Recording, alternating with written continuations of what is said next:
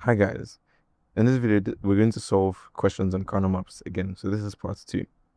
All right, so last video we solved a handful of questions on Karnaugh map, one for non-standard and one for standard SOP. The kind of questions we're going to be doing now are sorts of different, which imply that giving your Karnaugh map with a random handful of cells asserted, how can you find the simplified expression for the Boolean equation that will give you that Karnaugh map?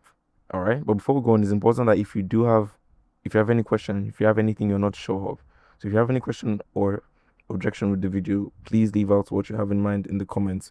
Or if you do have any question you would like for me to solve, then you can post it on the YouTube community under this channel. So let's get right to work.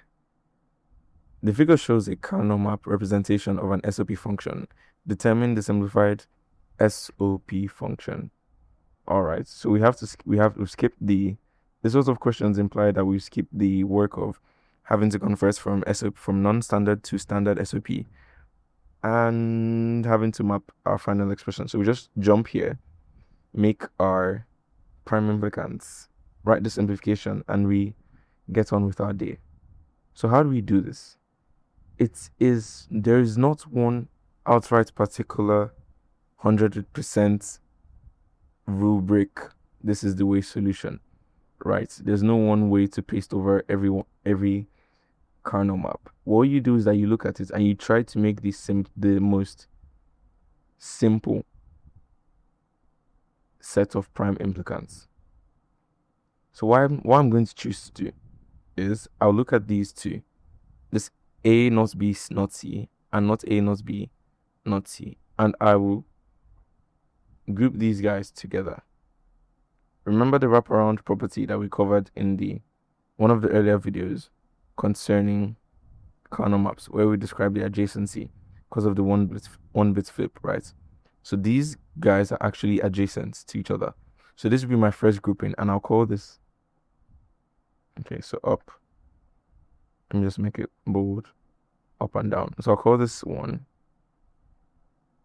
okay. I'll call this my first prime implicant. Then should be simpler from here, okay. This will be my second. I'll call this 2. 2. All right. And this would be my third. Recall that the number of terms in your prime implicants can only be 1, 2, 4, or 8 or 16. You can't group 3 of these together. It doesn't work that way. It's not allowed. All right. 1, 2, 4, 8, or 16. So I'll group these last 2 terms together, and this will be my third prime implicant. Okay, so let's try and write expressions for these. All right, so remember what I suggested you do to make the visualization process much easier, since we have 1 1 and 1 0 here, and this is the region where A is asserted or high. Okay, since we have 0 1 and 1 1 here, then this is the region where B is asserted. It obviously means the opposite, meaning that these two are for not A. Okay, if I were to be as vain as to write this, okay, it still be for not A, and then this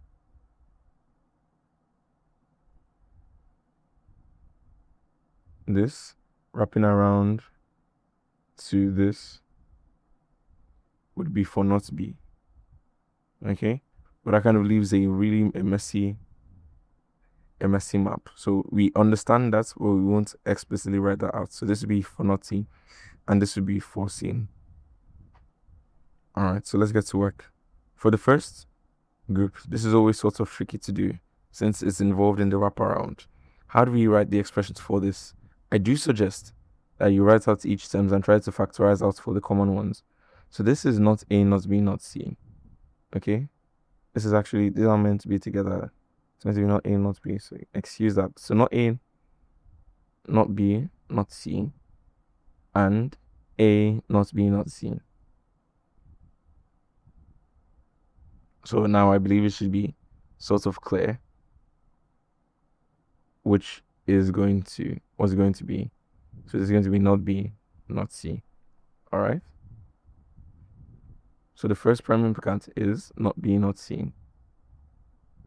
If I were to do this visually, I would say, recall that we mentioned that these two middle columns, these two middle rows are for B, and then this and this are for not B. And my wraparound is applied over the region where not B is also applied, and in the column of not C. So that's that is how you can do it visually. But it always helps to write it out to verify your expression. For the second set, we can see that, as I said, this cuts across both not C and C. So this is 0 and 1. If something is true for both cases of a binary situation, then it doesn't depend on that particular variable. Okay? If it rains if it rained yesterday when I didn't wear my shoes, and it's also rained today when I wore my shoes, then raining doesn't depend on whether or not I wore my shoes. So it's kind of that logic. Since this second region, our second prime implicant, is high over not C and C, over a 0 and a 1, then we don't expect C to be involved in the variables for our term, which means for the entire row is involved. That is A and not B. Okay? Recall, if we have any doubts, we can always factorize it out. So A, B, not C. A, B, C. Okay? A, not B, C, or not C. And we go the same way, because this will turn to 1. Okay? And AB and 1 is AB. All right, so that sort of helps. So it's AB, and our third set is going to be. All right, so now you can see why this sort of helps. We can just look at it straight this way and see this is entirely for the region where B is asserted, since it cuts across both not A and A. So we're going to look at this and look at the rows involved in. So that's B, C.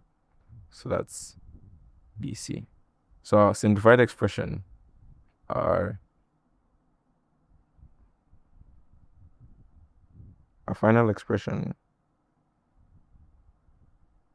is going to be, so let's call it X. X is going to equal not P, not C, or A, not B, or BC. This is all we really do when we're handling Karnaugh maps. So it's pretty straightforward. Okay. The Karnaugh map representation of a Boolean expression has been done for you here. Determine the simplified SAP form of this expression. All right. Let's get to work. What I'm going to do here is something I'm going to need you to visually understand. Recall that Karnaugh map is heavily involved in a wraparound. Okay. I do mention wraparounds a lot. So if we were to consider a Karnaugh map, it would be more of a, think of it as joined at the edges, both by the side. This is really good. How do you draw? And by the top too. Okay.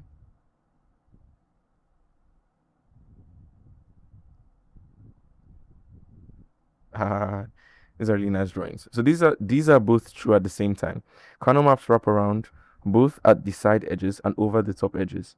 So this now, what I'm going to do now, you're going to need to visually understand this. Okay. So that's what I'm going to. This drawing may help you understand the wraparound. So let's look at this. Determine the simplified SAP form of this expression. I have 4 high terms I'm going to be looking at. Okay. 1, 2, 3, and 4. Why am I looking at them? Recall that we said that, okay, this is not A, not A, not B, not C, not D. Okay. Not A, not B, C, not D.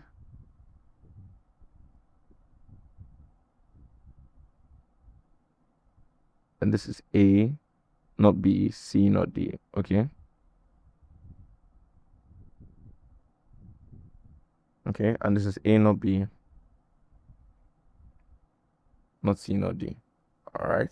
Recall, this is adjacent to this because of the over the top wraparound. and this is adjacent to this because of the left-right wraparound. This is adjacent to this because of the left-right wraparound. So meaning this wraps around this way, this wraps around this way. Okay. So that's how Karnaugh maps wrap around. This is adjacent to this because of the top right, top down, and is adjacent to this because of the left right, which means that 1, 2, 3, 4 are adjacent to each other because they both form the corners of the Karnaugh map and they both touch each other. Okay, it's going to be really sort of difficult to draw, but you can imagine like the four corners of a page meeting together, or like a chatterbox meeting together. Okay, so both of these are the corners of the Karnaugh maps, and since it wraps around at the at the edges, okay, they are adjacent to each other the same way a 2x2 in the center will be adjacent. So that's going to be my first prime implicant. So I'm going to do this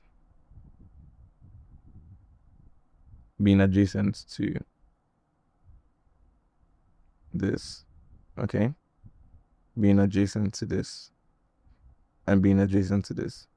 So this forms my first prime implicant. I call this one. All right, so let's get to town. We have 4 here, pretty neat, straightforward. I'll just group these together. Okay, and the point is try to maximize the size of each prime implicant. So the only one left is going to be this loner over here. So we'll add it, we'll group it with this, giving us 1, 2, 3 prime implicants. So this is 2 and this is 3. All right, to do what will sort of make things easier for us, this would be C, this would be D, okay, this would be A, and this would be B. Okay, to sort of make things easier for us. So let's get to try and writing out expressions for each of our prime implicants. Let's get with the hardest one. So that is the 4 on the outside. How do we do this? Remember the concept I was trying to explain to sort of guess how many variables we need. This is a 4x4. If we had 16 terms that are high, that means our box was high, then this would be always on, or always true, or always 1. All right. If our prime implicant had 8, we'll need only one variable to describe it. For instance, let's say that we had 1, 2, 3, 4, 5, 6, 7, and 8 as high. Like this box of 4 to be high. Let me even do that. Okay. Let's say this 8 were high.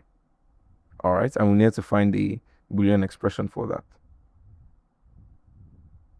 Then what we'll do is that we'll see that this cuts across everything handling between C and D. So it doesn't depend on C and D.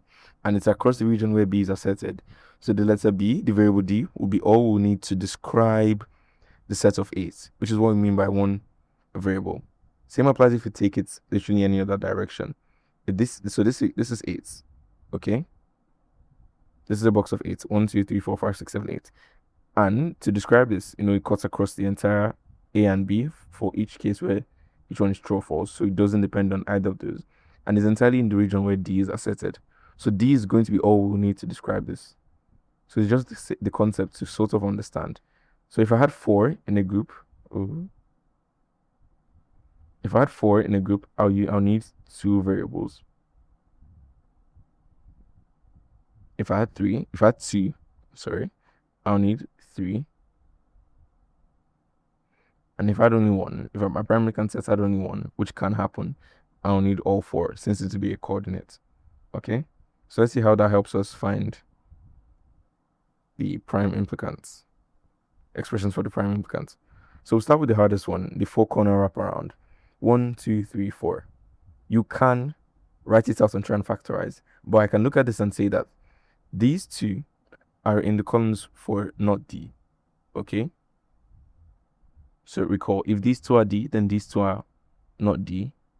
And if these two are B, then these two are not B. So I can literally look at this and say that our first group, our first prime implicants, can be described by not D. Not B, not D. Pardon me. By not B, not D. Okay? Or I could write this out and factorize. A, B, C, D, A, B, C, D, A, B, C, D, A, B, C, D, A, B, C, D. This is everybody. This is everybody but C. Only B and D, and B, C, and D. Factorizing this out, we can see that we have not A and A here, which rules this guys out. And we have not C and C, which rules this out. The only two things that will be constant here are not B and not D, not B, not D, not B, not D, and not B, not D. So visually, it makes it faster. But if you do need some sort of rigor to come at why you arrived at your solution, then you can write out each cell and factorize. So that's for number one. Our second prime implicant. Alright, so let's look at it. This is an entire row. So it's very easy for us to pick out. We just look at what's the identifier on that row. All variables define that row, and that's simply not AB. Okay? Not AB. For 3, where our prime implicant has 2 terms, so we'll need 3. Alright, so let's look at it. It cuts across both. We call this as 0, 1 and 1, 1. So it cuts across the region for B being high. So this is going to be B. Then we pick the column for it. B, not C, D. So that's B, not C, D. And that's literally all we have to do for our binary expression. So we can say finally that y is going to equal. Ooh, why did I use? I have to keep conventions the same. Okay, for formality's sake.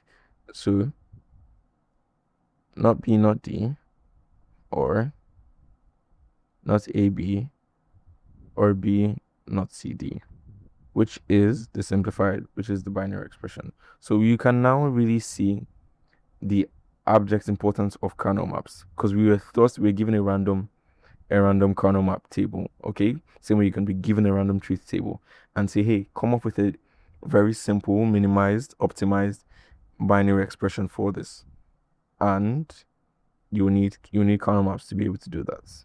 So see you in the next video.